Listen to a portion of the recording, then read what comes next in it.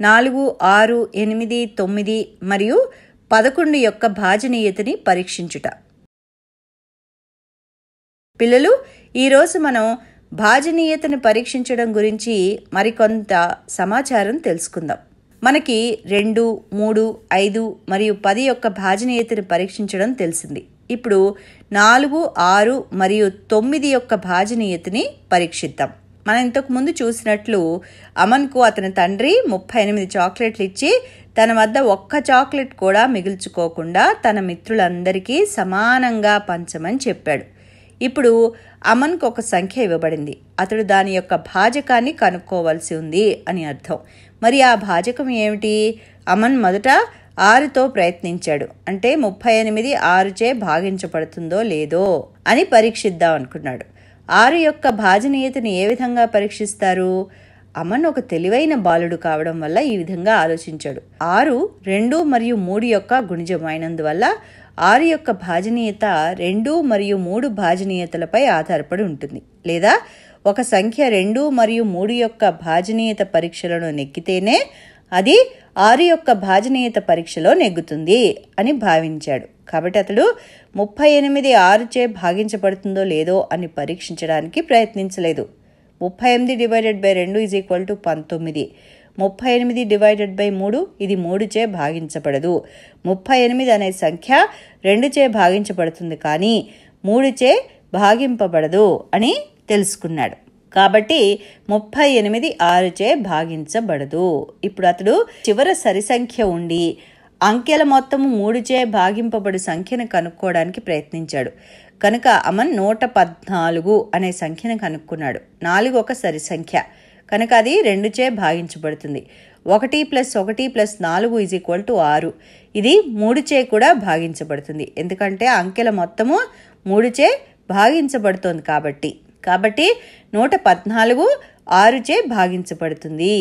ఈ పరిశీలనని బట్టి మనం ఒక సంఖ్య 2 మరియు 3చే భాగింపబడినప్పుడు మాత్రమే అది 6చే నిశ్శేషముగా భాగించబడుతుంది. ఇప్పుడు 9 యొక్క భాజనీయతని ఏ విధంగా పరీక్షిస్తారు?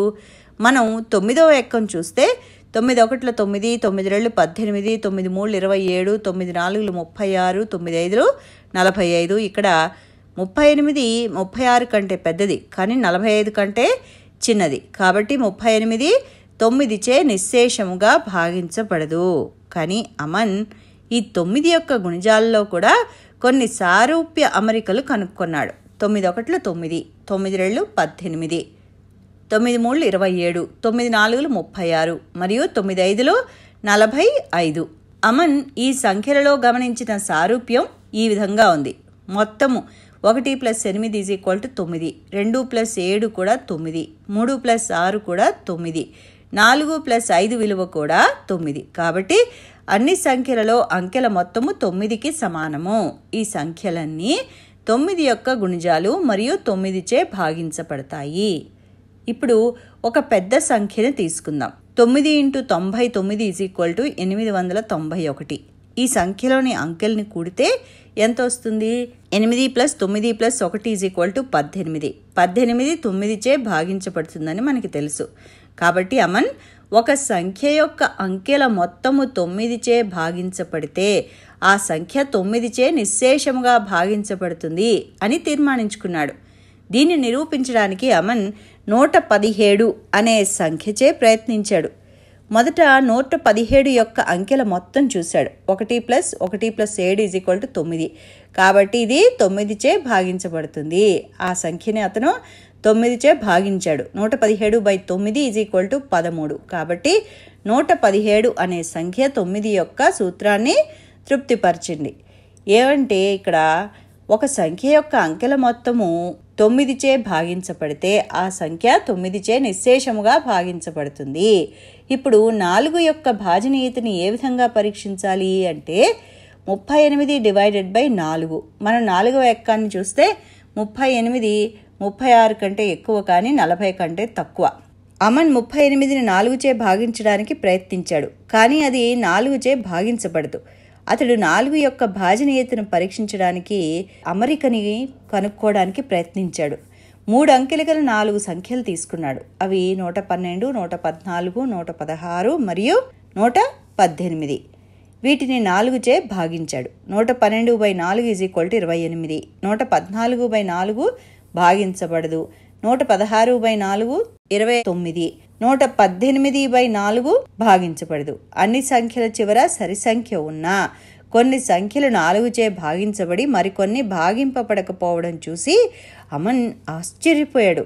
అతడు జాగ్రత్తగా గమనించి 4చే భాగింపబడిన సంఖ్యలు 112 మరియు 116 యొక్క చివరి 2 అంకెలు 4చే భాగించబడతాయి అని కనుక్కున్నాడు. 12 మరియు 16 4చే భాగించబడతాయి, కానీ 14 మరియు 18 భాగించబడవు. 12 మరియు 16 అనే సంఖ్యలు ఆ సంఖ్యల యొక్క 1ల మరియు 10ల స్థానంలోని అంకెలచే ఏర్పడినవి మరియు అవి 4చే భాగించబడ్డాయి. దానికి గల కారణాన్ని కూడా అతడు అర్థం చేసుకున్నాడు.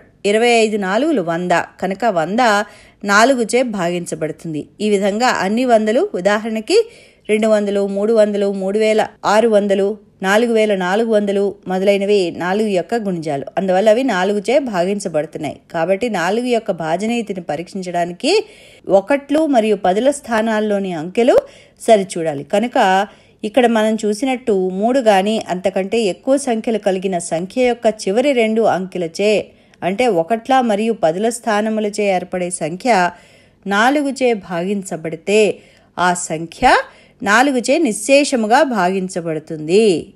ఈరోజు మనం ఏం నేర్చుకున్నాం?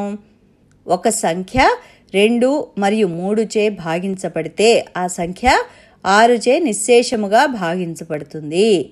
9 యొక్క భాజనీయత విషయానికి వస్తే ఒక సంఖ్య యొక్క అంకెల మొత్తము 9చే భాగింపబడితే ఆ సంఖ్య 9చే నిశ్శేషముగా భాగింపబడుతుంది. 4 యొక్క భాజనీయతని పరీక్షించడానికి 3 లేదా అంతకంటే ఎక్కువ అంకెలు కలిగిన సంఖ్య యొక్క చివరి 2 అంకెలు, అంటే 1ల మరియు 10ల స్థానాల్లోని అంకెలచే ఏర్పడిన సంఖ్య 4చే భాగింపబడితే ఆ సంఖ్య 4చే నిశ్శేషముగా భాగింపబడుతుంది. ఇవి మరి ఈ పాఠం విషయాలు. తర్వాత పాఠంలో మళ్ళీ కలుద్దాం. అంతవరకు సెలవు.